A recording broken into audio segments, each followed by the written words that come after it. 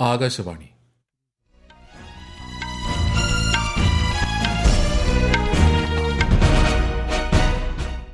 നമസ്കാരം. വാർത്തകൾ വായിക്കുന്നത് സുധീൻ സേനുദ്ദീൻ.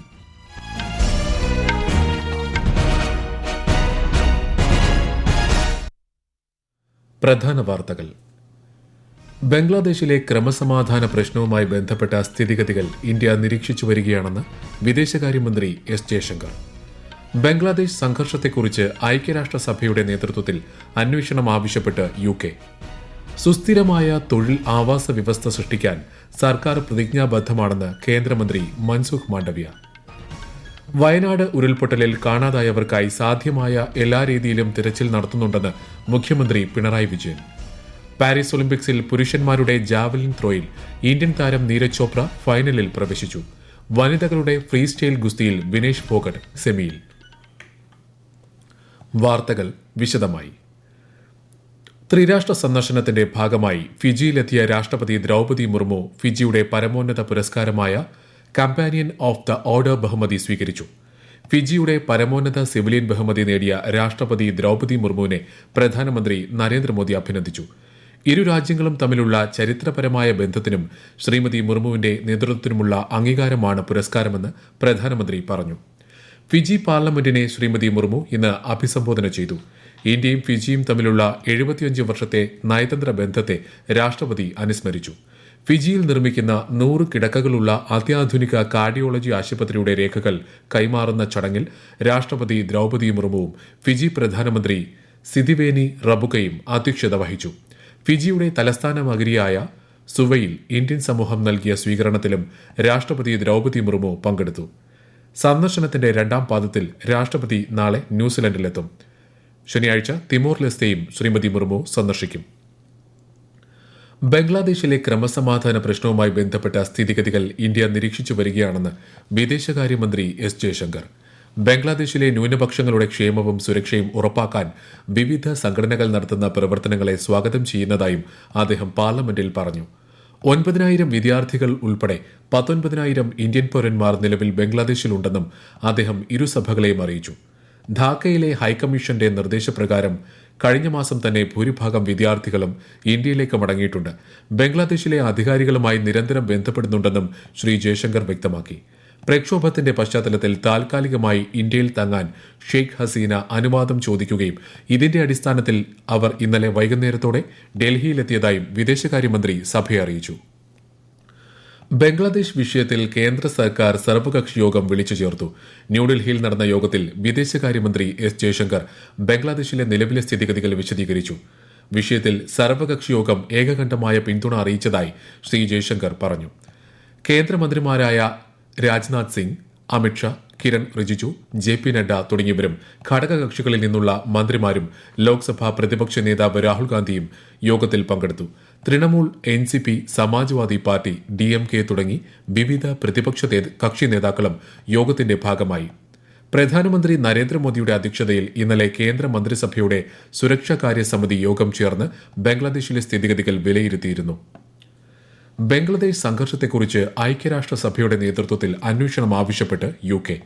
ബംഗ്ലാദേശിന്റെ സമാധാനപരവും ജനാധിപത്യപരവുമായ ഭാവി കാണാനാണ് UK ആഗ്രഹിക്കുന്നതെന്ന് വിദേശകാര്യ സെക്രട്ടറി ഡേവിഡ് ലാമി പറഞ്ഞു. ഇടക്കാല സർക്കാരിന് കീഴിൽ ശാന്തി പുനഃസ്ഥാപിക്കാൻ എല്ലാ കക്ഷികളും ഒരുമിച്ച് പ്രവർത്തിക്കണമെന്ന് അദ്ദേഹം അഭ്യർത്ഥിച്ചു. ബംഗ്ലാദേശിലെ സംഭവ വികാസങ്ങളെ തുടർന്ന് അതിർത്തി സംരക്ഷണ സേനയായ BSF മേധാവി ദൽജിത് സിംഗ് ചൌധരി പശ്ചിമബംഗാളിലെ ഇന്ത്യ ബംഗ്ലാദേശ് അതിർത്തി സന്ദർശിച്ചു. അതിർത്തി പ്രദേശങ്ങളിലെ BSFന്റെ പ്രവർത്തന രീതികളും തന്ത്രപരമായ വിന്യാസവും അദ്ദേഹം അവലോകനം ചെയ്തു. ബംഗ്ലാദേശിലെ സ്ഥിതിഗതികൾ കണക്കിലെടുത്ത് അതിർത്തിയിൽ സുരക്ഷ ശക്തമാക്കാനും നിർദ്ദേശം നൽകിയിട്ടുണ്ട്. ബംഗ്ലാദേശിൽ വിദ്യാർത്ഥി പ്രക്ഷോഭത്തെ തുടർന്ന് പ്രധാനമന്ത്രി ഷെയ്ഖ് ഹസീന രാജിവെച്ച പശ്ചാത്തലത്തിൽ ഇടക്കാല സർക്കാർ രൂപീകരണ പദ്ധതികൾക്ക് രൂപം നൽകി വിവേചന വിരുദ്ധ വിദ്യാർത്ഥി പ്രസ്ഥാനം. ഇടക്കാല സർക്കാരിന്റെ മുഖ്യ ഉപദേഷ്ടാവായി നൊബേൽ ജേതാവ് ഡോക്ടർ മുഹമ്മദ് യൂനസിനെ നിർദ്ദേശിക്കുന്നതായി വിദ്യാർത്ഥി പ്രസ്ഥാനത്തിന്റെ സംഘാടകർ സമൂഹമാധ്യമങ്ങളിലൂടെ അറിയിച്ചു. അദ്ദേഹം ഉത്തരവാദിത്തം ഏറ്റെടുക്കുന്നതിനുള്ള സന്നദ്ധത അറിയിച്ചതായും അവർ പറഞ്ഞു. കലാപം രൂക്ഷമായതിനെ തുടർന്ന് ഷെയ്ഖ് ഹസീന പ്രധാനമന്ത്രി സ്ഥാനം രാജിവെച്ചതോടെ ഇടക്കാല സർക്കാർ രൂപീകരിക്കാൻ പ്രസിഡന്റ് മുഹമ്മദ് ഷഹാബുദ്ദീൻ തീരുമാനിച്ചിരുന്നു. സുസ്ഥിരവും എല്ലാവരെയും ഉൾക്കൊള്ളുന്നതുമായ തൊഴിൽ ആവാസ വ്യവസ്ഥ സൃഷ്ടിക്കാൻ സർക്കാർ പ്രതിജ്ഞാബദ്ധമാണെന്ന് കേന്ദ്ര തൊഴിൽ മന്ത്രി മൻസുഖ് മാണ്ഡവ്യ. തൊഴിലവസരങ്ങൾ സൃഷ്ടിക്കുന്നത് സുഗമമാക്കുന്നതിനാണ് എംപ്ലോയ്മെന്റ് ലിങ്ക്ഡ് ഇൻസെന്റീവ് പദ്ധതി രൂപകൽപ്പന ചെയ്തിരിക്കുന്നതെന്നും അദ്ദേഹം പറഞ്ഞു. 2 വർഷത്തിനുള്ളിൽ രാജ്യത്ത് 2 കോടിയിലധികം തൊഴിലവസരങ്ങൾ സൃഷ്ടിക്കാനാണ് പദ്ധതി ലക്ഷ്യമിടുന്നതെന്ന് മന്ത്രാലയം അറിയിച്ചു. ELI പദ്ധതിയെക്കുറിച്ചുള്ള യോഗത്തിൽ അധ്യക്ഷത വഹിക്കുകയായിരുന്നു അദ്ദേഹം. വയനാട് ഉരുൾപൊട്ടലിൽ കാണാതായവരെ കണ്ടെത്താൻ സാധ്യതകളൊന്നും ബാക്കി നിർത്താതെയുള്ള തെരച്ചിലാണ് നടക്കുന്നതെന്ന് മുഖ്യമന്ത്രി പിണറായി വിജയൻ. പരിശോധിക്കാത്ത ഒരു പ്രദേശവും ഈ മേഖലയിൽ ഉണ്ടാകരുതെന്ന ലക്ഷ്യത്തോടെയാണ് മുന്നോട്ടു പോകുന്നത്. ഉരുൾപൊട്ടലിൽ അകപ്പെട്ടവരെ സ്കൂൾ ക്യാമ്പുകളിൽ നിന്ന് മാറ്റുമ്പോൾ ആവശ്യമായ എല്ലാ സൌകര്യങ്ങളും ഉറപ്പാക്കുമെന്ന് മുഖ്യമന്ത്രി പറഞ്ഞു. ദുരന്തത്തിൽ മരിച്ചവരുടെ സ്ഥിരീകരിച്ച സംഖ്യ 224-ലെത്തിയതായും മുഖ്യമന്ത്രി അറിയിച്ചു. 154 പേരെ കാണാതായി എന്നാണ് കണക്ക്. 88 പേർ ഇപ്പോഴും ആശുപത്രികളിലാണ്. ചൂരൽമല ഭാഗത്ത് 9 ക്യാമ്പുകളിലായി 1381 പേരാണ് കഴിയുന്നത്. അതേസമയം വയനാട് ദുരന്ത മേഖലയിൽ നിന്ന് കണ്ടെടുത്ത 22 ശരീരഭാഗങ്ങൾ ഇന്ന് പുത്തുമലയിൽ സംസ്കരിച്ചു. സർവമത പ്രാർത്ഥനയോടെയായിരുന്നു സംസ്കാരം. വയനാട് ഉരുൾപൊട്ടലുമായി ബന്ധപ്പെട്ട് കേന്ദ്ര പരിസ്ഥിതി മന്ത്രി ഭൂപേന്ദർ യാദവ് നടത്തിയ പ്രസ്താവനയെ മുഖ്യമന്ത്രി വിമർശിച്ചു. കേരളത്തിലെ മലയോര മേഖലയിലെ കുടിയേറ്റത്തിന് നൂറ്റാണ്ടുകളുടെ പഴക്കമുണ്ടെന്നും അനധികൃത കുടിയേറ്റവുമായി ഇതിനെ മുദ്രകുത്താൻ സാധിക്കില്ലെന്നും മുഖ്യമന്ത്രി പറഞ്ഞു. ഈ വാർത്തകൾ ആകാശവാണിയിൽ നിന്ന്. ആകാശവാണി വാർത്തകളും വാർത്താധിഷ്ഠിത പരിപാടികളും all India radio news Thiruvananthapuram എന്ന യൂട്യൂബ് ചാനലിൽ ലഭ്യമാണ്. കൂടുതൽ വാർത്തകൾക്കായി all India radio news Thiruvananthapuram എന്ന ഫേസ്ബുക്ക് പേജും @ARnews_TVM എന്ന എക്സ് ഹാൻഡിലും സന്ദർശിക്കാം. തിരുവനന്തപുരത്ത് അമേബിക് മസ്തിഷ്ക ജ്വരം സ്ഥിരീകരിച്ച നെയ്യാറ്റിങ്കര നെല്ലിമൂട് പ്രദേശത്ത് 39 പേർ നിരീക്ഷണത്തിലുണ്ടെന്ന് ആരോഗ്യവകുപ്പ്. രോഗം സ്ഥിരീകരിച്ച പേരൂർക്കട സ്വദേശിക്ക് രോഗം ബാധിച്ചത് എവിടെ നിന്നാണെന്ന് ഇതുവരെ കണ്ടെത്താനായിട്ടില്ല. രോഗബാധ റിപ്പോർട്ട് ചെയ്ത പ്രദേശം തിരുവനന്തപുരം DMO സന്ദർശിച്ച് സ്ഥിതിഗതികൾ വിലയിരുത്തി.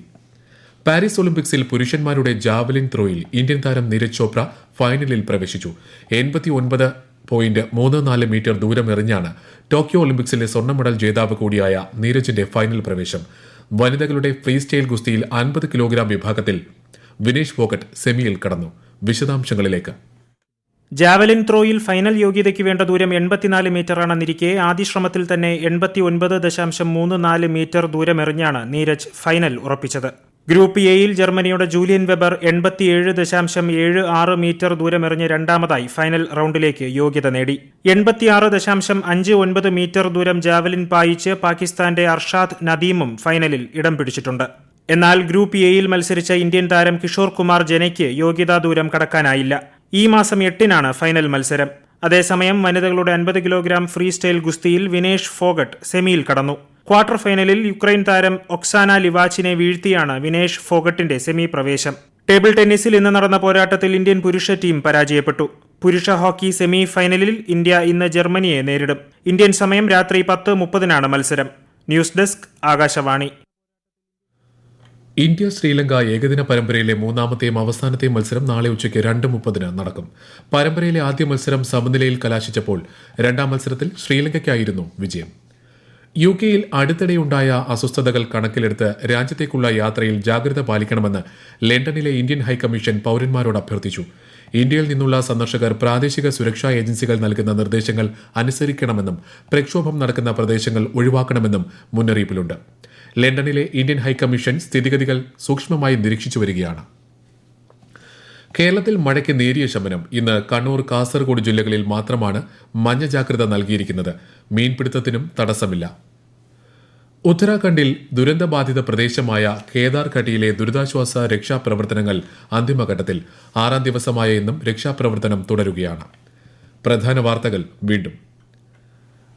ബംഗ്ലാദേശിലെ ക്രമസമാധാന പ്രശ്നവുമായി ബന്ധപ്പെട്ട സ്ഥിതിഗതികൾ ഇന്ത്യ നിരീക്ഷിച്ചു വരികയാണെന്ന് വിദേശകാര്യമന്ത്രി എസ് ജയശങ്കർ.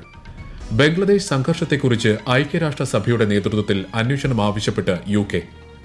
സുസ്ഥിരമായ തൊഴിലാവാസ വ്യവസ്ഥ സൃഷ്ടിക്കാൻ സർക്കാർ പ്രതിജ്ഞാബദ്ധമാണെന്ന് കേന്ദ്രമന്ത്രി മൻസുഖ് മാണ്ഡവ്യ. വയനാട് ഉരുൾപൊട്ടലിൽ കാണാതായവർക്കായി സാധ്യമായ എല്ലാ രീതിയിലും തെരച്ചിൽ നടത്തുന്നുണ്ടെന്ന് മുഖ്യമന്ത്രി പിണറായി വിജയൻ. പാരീസ് ഒളിമ്പിക്സിൽ പുരുഷന്മാരുടെ ജാവലിൻ ത്രോയിൽ ഇന്ത്യൻ താരം നീരജ് ചോപ്ര ഫൈനലിൽ പ്രവേശിച്ചു. വനിതകളുടെ ഫ്രീ സ്റ്റൈൽ ഗുസ്തിയിൽ വിനേഷ് ഫോഗട്ട് സെമിയിൽ. വാർത്തകൾ കഴിഞ്ഞു. അടുത്ത വാർത്താ പ്രക്ഷേപണം 8:35.